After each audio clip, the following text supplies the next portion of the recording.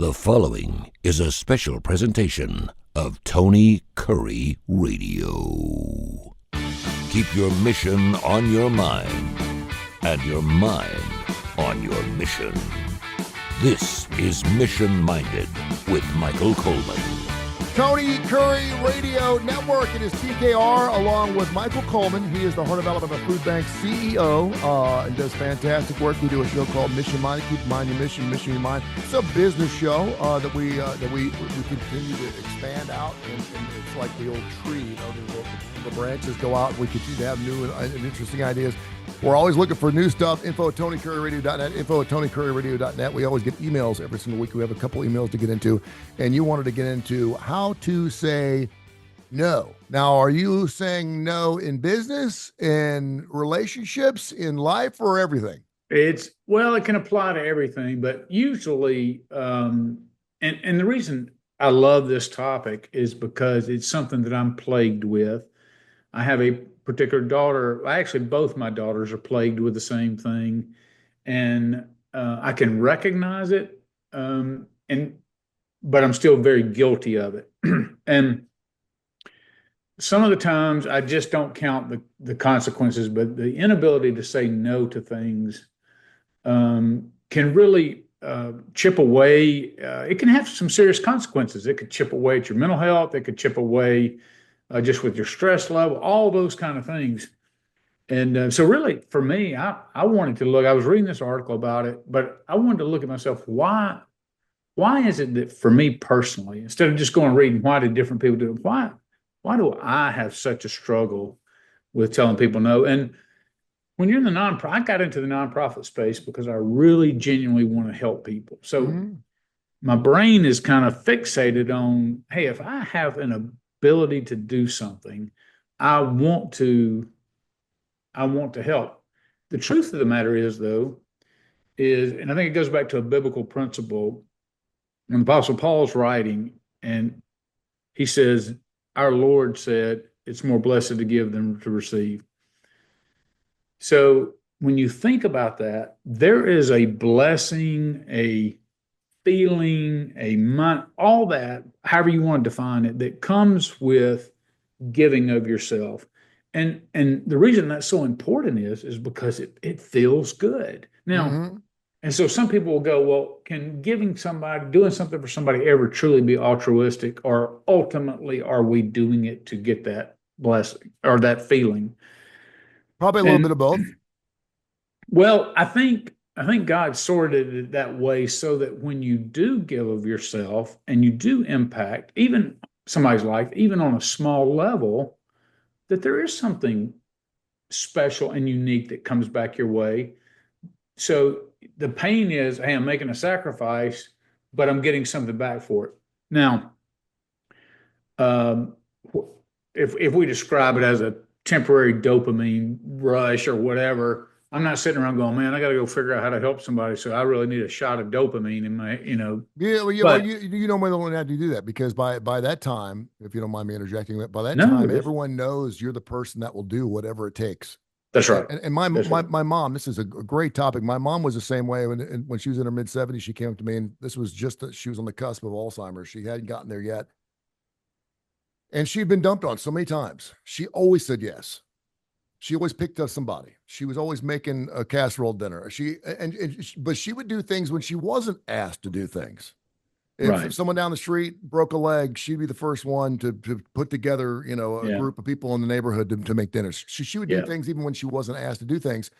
And she eventually came to me one day. She says, you know what? I'm tired. I'm not doing it anymore. People take advantage of me. And I said, Mom, you have to, because that's who you are. That's what makes you feel good. It makes you feel good to do things for people, because she would create things. Yeah. Create non-for-profits just because that made her feel good inside. And so I said, you're not allowed to complain about that. God made you the way you are. You're good at what you do, and you will not be won't be forgotten. God's going to take care of you when you get up in the pearly gates. I said, but that's who you are. But I mean, if you're going to do that and be that kind of person, and I've seen it with my ex, where it's just like, without chaos, they can't live.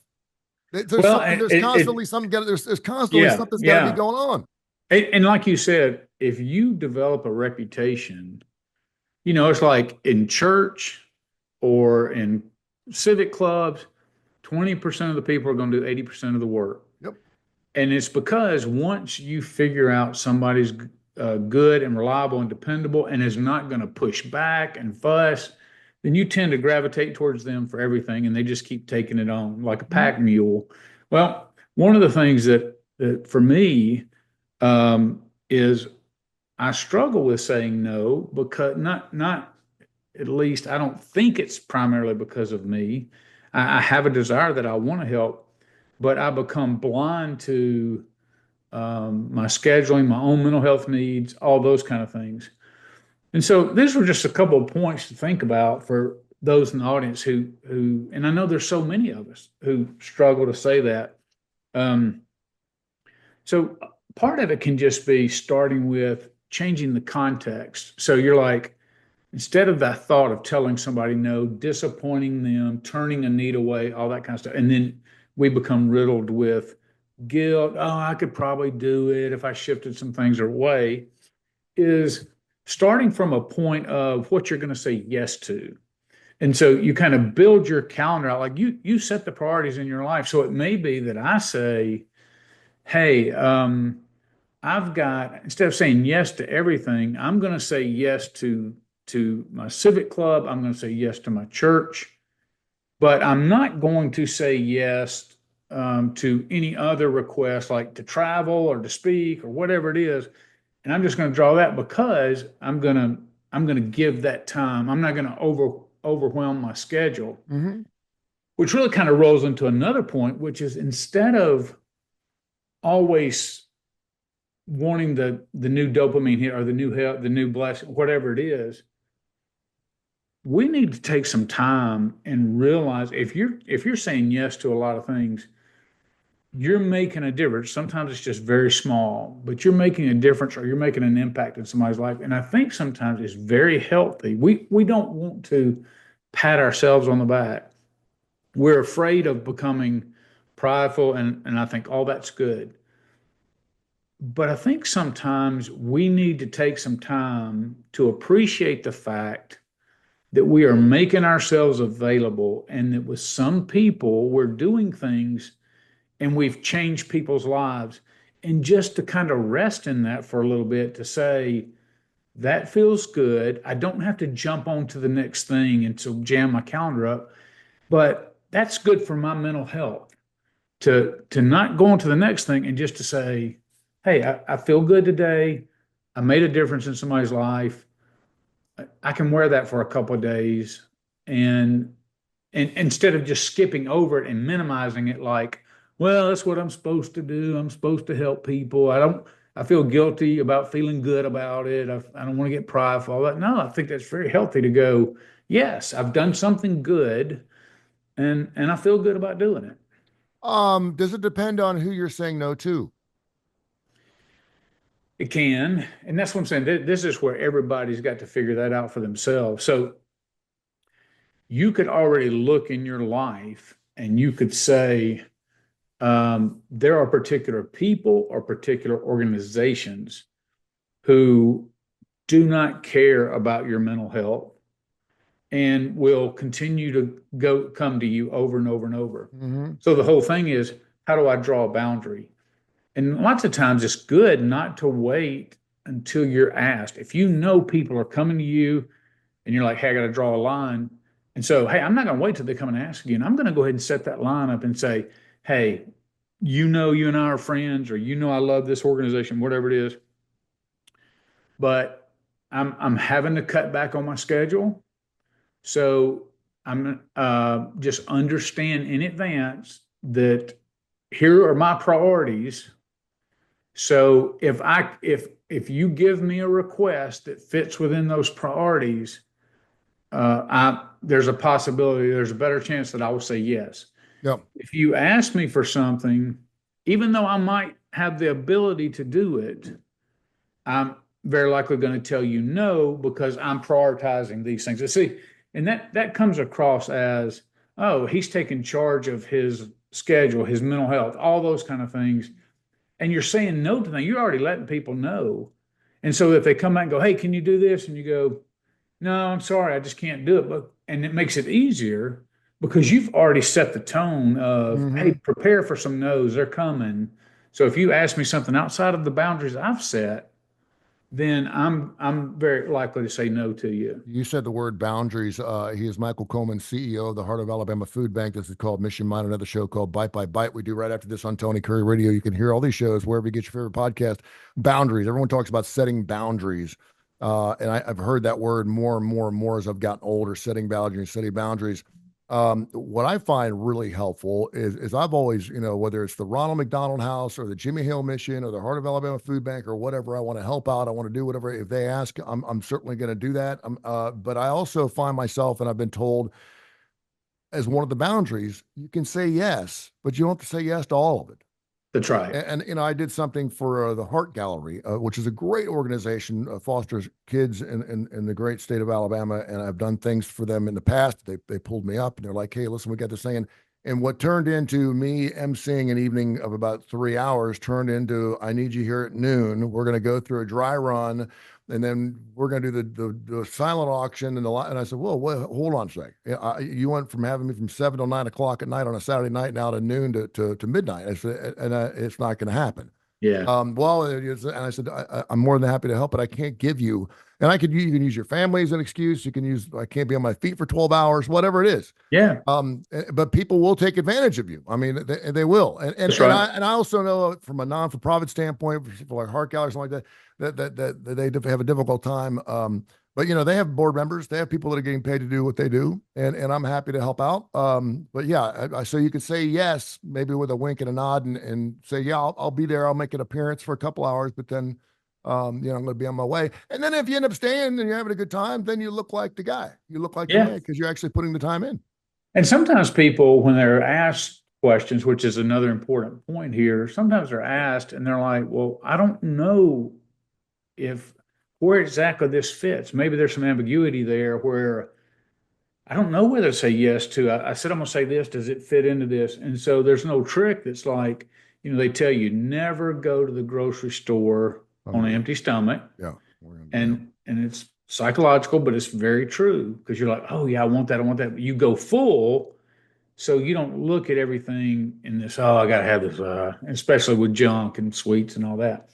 It really can be the same kind of thing where if you think you're excited about, or, hey, I think I might like to do that, but it doesn't fit within my priorities, let it sit there a day or two and ask yourself, hey, tomorrow or 2 days later, am I still excited about that? Or was I just excited to be asked? So kind of see if the excitement wanes down, give it a couple of days. And then if you're like, no, I really think I want to do this. I thought about it a couple of days. I'm excited about doing that. Then great. You put that in your schedule. You ever get an invite? And what's it say at the bottom of this email invites? It says, are you going to attend or are you going to go? It gives you 3 options. No, maybe, yes. Yeah. 99% of us put maybe. That's right. We don't want to commit to it unless we have to be there to it. And we don't want to say no because we don't want to look like you invited me to a party. I want to say, so we say maybe, knowing we're not going to go. How dangerous is it? Oh, that's so common. I'm so guilty of that. And because if it's a friend's event, I think to myself, this is important to my friend and I care about my friend now, and I want this event to be successful. Do I care enough about my friend to get up on a Saturday night and go spend 2 hours somewhere that I would rather have bamboo shoots jammed under my fingernails? No. So if I know that in advance, I just come out better saying, no, I'm not available on that or already have plans or whatever. But we don't for that very reason. We try to find that middle ground. And then already knowing in advance, there's no way I'm going to this. Yeah, I find myself, it's like golf tournaments and stuff like that. Hey, when it gets a little closer, just get in touch with me and blah, blah, blah, blah. And then, or, and I know you've probably done this before, someone will ask you something that's so far out that you say yes to it because you don't have to worry about it for a while. Hey, would you mind speaking to our civic group in April of 2025? You're like, absolutely, I'm in. Because there's no way your calendar. I set up meetings all the time, way out. Because I'm like, oh yeah, or go, hey, would you drive over to Auburn or drive to Birmingham, whatever? I'm like, yeah, no problem, because it's fun. But as I get closer, I'm like, I can't be out of the office all day. Look at all the stuff I got going on. So then I end up, that depending on how important it is, I end up canceling. Let me throw last thing in there. Yeah. Is people who jump in are the first ones to put their hands up, oftentimes take away, not intentionally, but take away opportunities for others to grow. Okay. So think about it like this. If I have, and I think about my Rotary Club, it's not a huge Rotary Club, it's about 35 members. Now we have an exceptional Rotary Club. Everybody doesn't volunteer for every single thing, but there's usually a lot of volunteers. And sometimes you want to sit back and go, well, I could do this, but if they don't get enough volunteers, sometimes they'll call somebody directly. And it's a great way to get somebody who's on the fringe of the club, maybe not as active, you want to get them more connected. Hey, and you ask them directly, there's people who will say yes. And they are more than willing to do it, but they're not going to volunteer. They have to be asked. Maybe they're shy, whatever. Or maybe they're a little concerned about, oh, it's new, whatever. And if everybody is always the same people are always chiming up and taking the opportunities, then it doesn't leave any space for other people to be asked and to then grow through those relationships. So lots of times saying no is a benefit to others around you because it allows them space to get involved. Great stuff. Info at TonyCurryRadio.net. Info at TonyCurryRadio.net to send your email questions about saying no. Have you had some situations where you had to say no and perhaps you wish you would have said yes? I've had those happen a couple of times where I'm thinking to myself, doggone it. And it pays? Oh, I thought you wanted me for free. Well, heck yeah, I got nothing going on Saturday night. I'm good to go. I've done my calendar is yeah. All of a sudden, it's freed up. Got a couple of email questions I want to get into because they're very, very topical. right. I saw an article, and this is from Entrepreneur Magazine. I do a little prep here before the show, and I thought this was interesting, and I want you to clarify these numbers.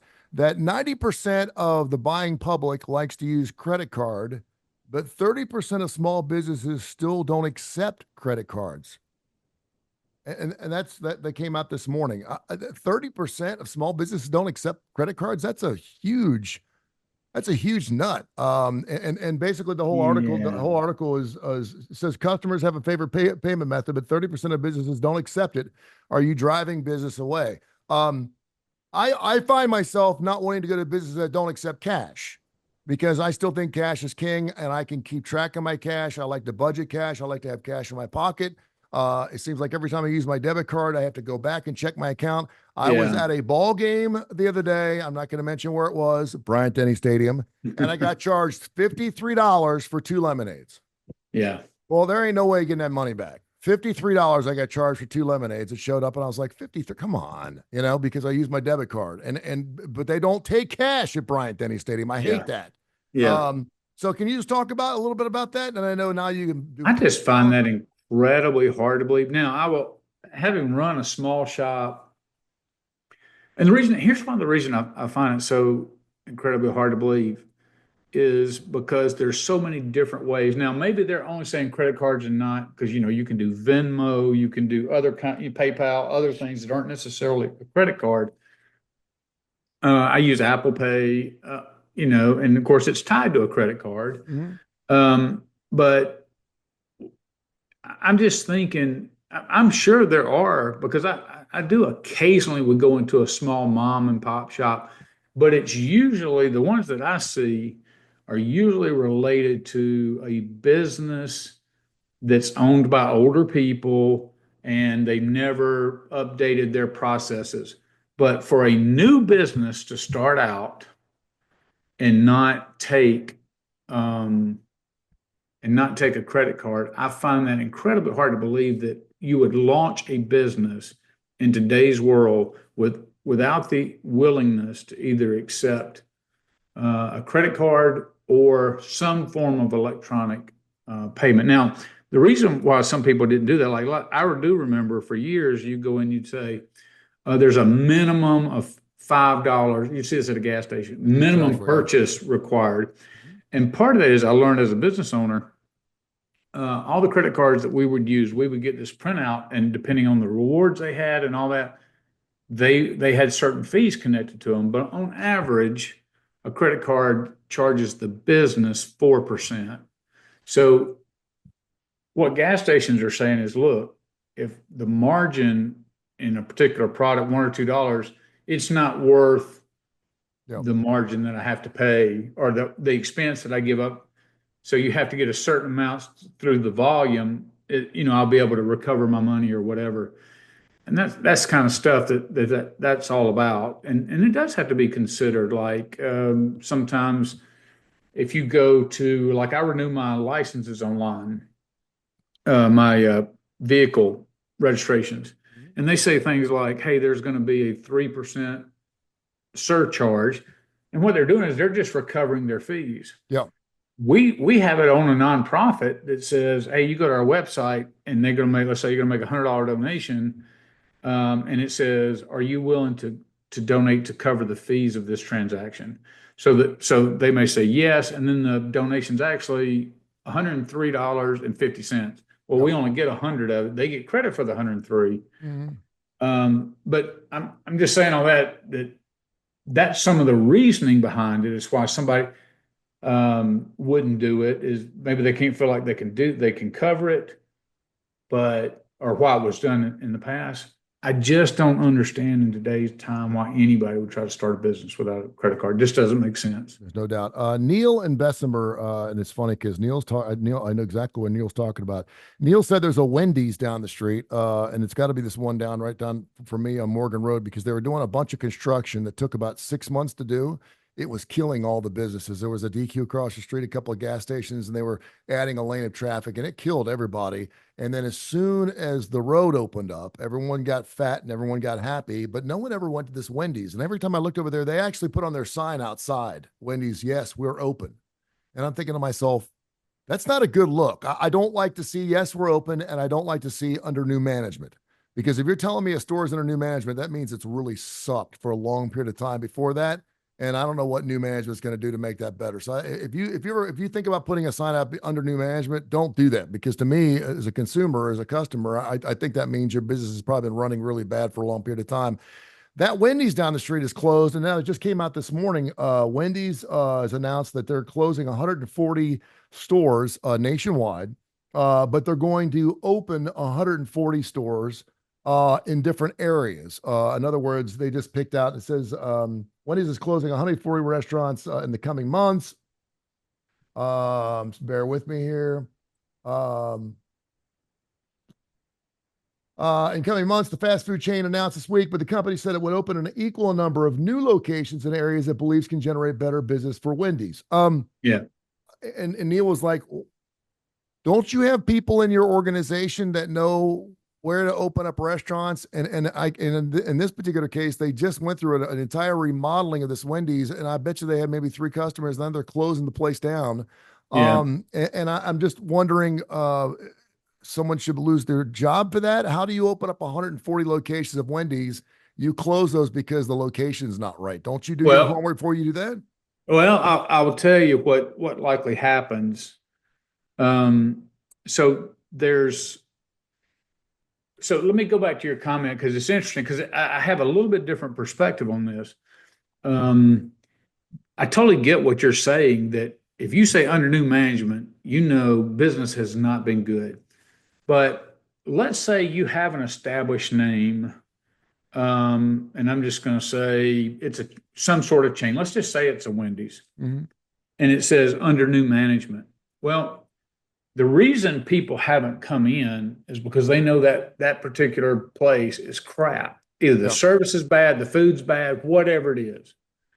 So so once a reputation is built, it's never going to change unless they think, well, so if I put up under new management, and I know maybe I like Wendy's, but I hate that Wendy's. Yeah.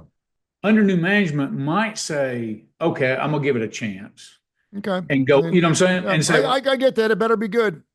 That's right. Better be a home run. That's right. You better make sure you put that up. A customer can detect the change or changes because you're going to get one shot at them. If they go back through and their experience is anything like it was before, you've lost them, and you're never going to get it back. Now, so think about places.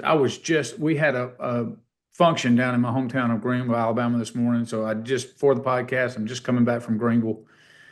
And I was driving around and I noticed that some of the stuff was all the way back when I was in high school. So, over 40 years ago, there were some change there. And you notice what happens is in any given time, somebody comes in and they try to say, okay, this is a good location. But what they can't actually project is in 20 years, is the population going to shift, and how is it going to shift? Where is it going to shift? So what happens is you might be in a great location, but 20 years later, roads have added, new places, all that. The demographics change, and now maybe it's not so much a great part of town anymore, or maybe it's creeping in, and so there's not many people moving into the neighborhood, or maybe businesses are no longer there, and that's maybe the heart of where you are. So, or you, like you said, you might have something bad that happens. You might have an outbreak of food poisoning, or you could have anything that could taint that particular location. Mm-hmm. And I actually think, so probably those Wendy's that are closing, those are at least at a minimum some factors that have happened. Yeah. So where I think somebody would get fired is if you went in and like, hey, I told you this was a great location and you could never make it work. And then a year later, you go back and do an analysis and you're like, oh, didn't you see this? Traffic can't get through here. This isn't enough space. This part of town was already dying. That's when a guy needs to be fired because you did not project out 3, 4, 5, 10 years, whatever. It was already going down and you didn't catch it. There was all these things. So it does make sense. What it tells me is Wendy's product is not declining in popularity. If you said I'm closing 140 stores, I might think that. Yeah.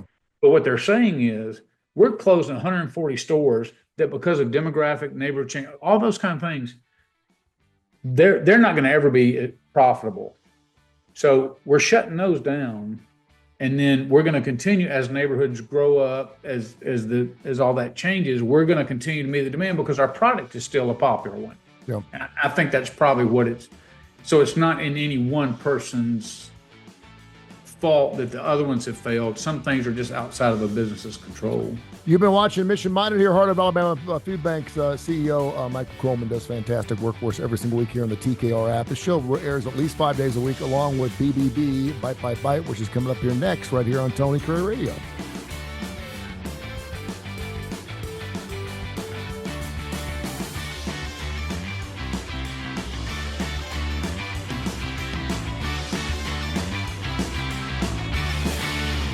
This has been a special presentation of Tony Curry Radio.